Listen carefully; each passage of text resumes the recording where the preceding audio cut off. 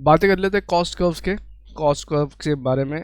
तो देखो cost curve अगर बात करें तो ये हॉरिजॉन्टल स्ट्रेट लाइन है और ये टोटल फिक्स कॉस्ट कर्व है।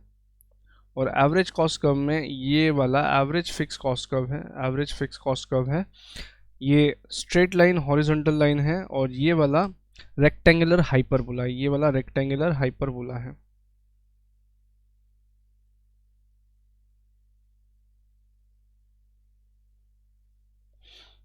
ये हॉरिजॉन्टल स्ट्रेट लाइन है।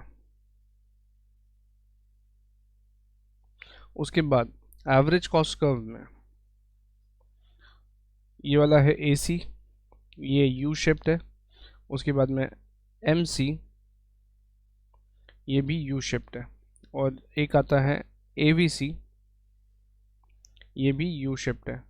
अब AVC और MC में फ़र्क कैसे समझेंगे? MC जो है ना इंटरसेक्ट करके जाता है AC को, वेयर एज AVC इंटरसेक्ट नहीं करता, इतना ध्यान रखें, ठीक है। तीनों ही यू शेप्ड है। उसके बाद में टोटल कॉस्ट वाले पार्ट में आपके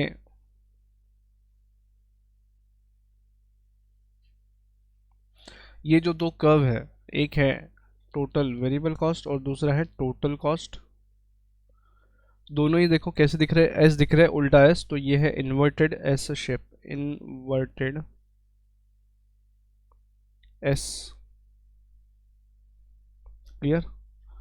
और इधर है यू शेप्ड। शेप्स को याद रखें, ये सारे पूछे जाते हैं, इसमें से बहुत सारे क्वेश्चन आते हैं।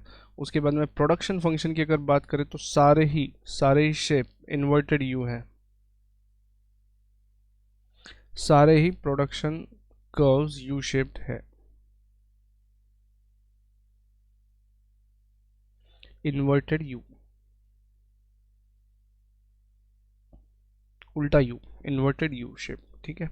उसके बाद में long run average cost curve का एक है, long run average cost curve, इसके अलग अलग नाम है, इसको एनवेलप कर्व भी बोला गया है, प्लानिंग कर्व भी बोला है।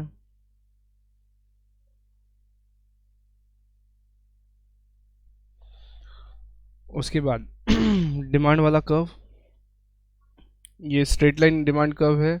डिमांड कर्व इस तरीके से भी हो सकता है, ठीक है।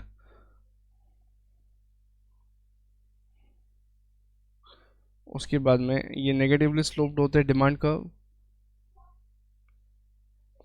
ये पॉजिटिवली स्लोप्ड सप्लाई कर्व है, और सप्लाई कर्व ऐसा भी हो सकता है। अब यहाँ पे इलास्टिसिटी की अगर बात करें, इस वाले में इलास्टिसिटी की बात कर लेते हैं, इस वाले में इलास्टिसिटी की बात कर लेते हैं। तो यहाँ पे इलास्टिसिटी जो है वो बढ़ते जाएगा,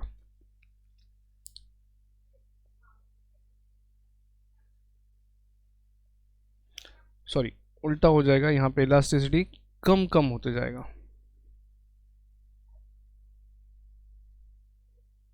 देखो इस वाले में स्लोप कम कम होते जाएगा, यहाँ पे इलास्टिसिटी कम है, पहले इलास्टिसिटी कम है, स्लोप ज़्यादा है। उसके बाद में नीचे वाले सेगमेंट में स्लोप कम है, इलास्टिसिटी ज़्यादा है, क्लियर। स्लोप कम है, इलास्टिसिटी ज़्यादा है।